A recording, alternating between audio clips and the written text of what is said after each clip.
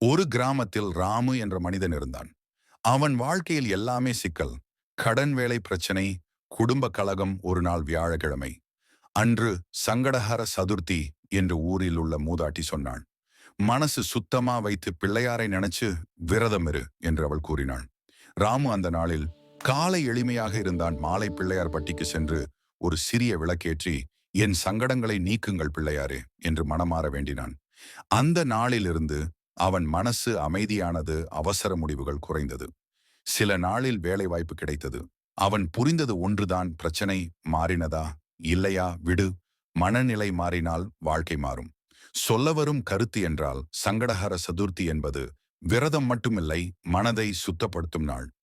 பிள்ளையார் கற்றுக் கொடுப்பது, அவசரம் வேண்டாம், கோபம் வேண்டாம், தடையை தாண்டும் புத்தி வேண்டும். வியாழக்கிழமை வந்த சதுர்த்தியில் அறிவோடு செயல் செய்யும் சக்தியை தரும். பிள்ளையார் முன்னால் தலை வணங்குறது துன்பம் போகணும் என்பதற்காக இல்லை, துன்பத்தை எதிர்கொள்ளும் சக்தி வரணும் என்பதற்காக.